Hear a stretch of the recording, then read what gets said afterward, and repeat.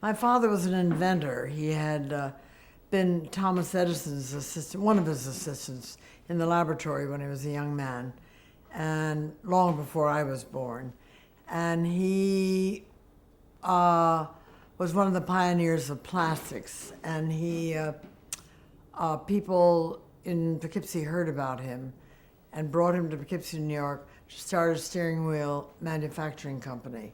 And he created the first wheel where the spokes of the rim became one wheel, from which he should have made about $2 billion, but he didn't have a good lawyer.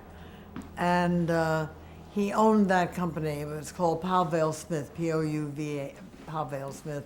Powell for Poughkeepsie, Vale for the man who put up the money, Smith, who owned 51% of the stock, who was a very difficult man. And unfortunately, it failed during the Depression when I was 12 years old, but I grew up in Poughkeepsie as a child till 12, and then I went to a small private school just before we left to go back to New York, where my family had originally come from. My family is an old New York family. In fact, back to 1640. What was your father's name? Henry Southmayd Morgan, Southmayd.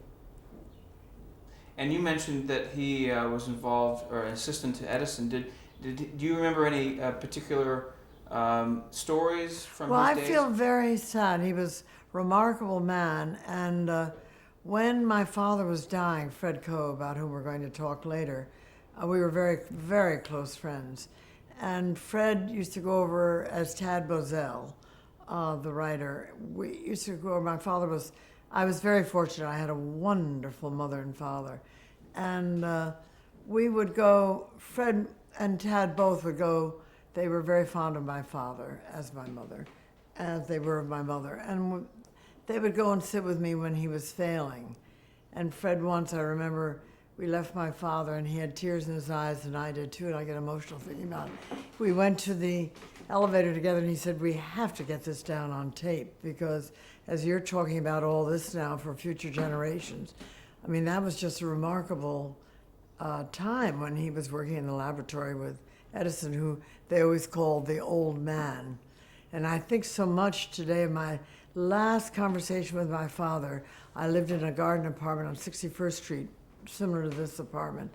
And I'd been out and I came home, and my father had been thinking obviously a great deal about me, and he began to talk about what was going on today, because he had been a pioneer of everything that you see today, all the plastics, and he said, I always remember his last words saying, he couldn't bear to go, and he said, you're going to see so much that the old man that we all worked for.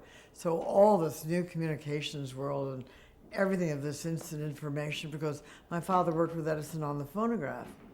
And when he and my mother were married, my mother used to say that their apartment was filled with round spindles, because that's what the original phonograph was.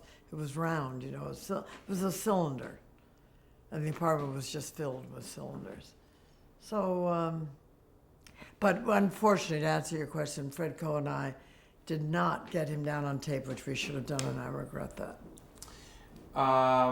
Your father being an inventor, as you were growing up, was that constantly part of your life? I mean, did he always try to think of new inventions, of things, yes. Experimenting? Very much so. Was always experimenting. He had a laboratory in the basement of our house, and he was always experimenting with new ideas and new works.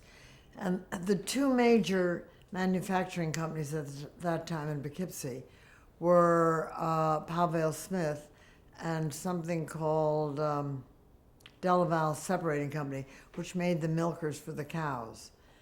And then about 30 years later, as a result of my life at that time, a great deal in Europe, in France and in England and in Italy, I met Lee Miller, who was married to who later became Sir Roland Penrose, who was Picasso's great friend.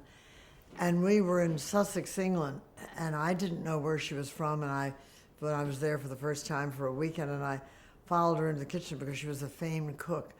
And I went in to see if I could help her anyway, and I asked her where she was born, and she said Poughkeepsie, New York.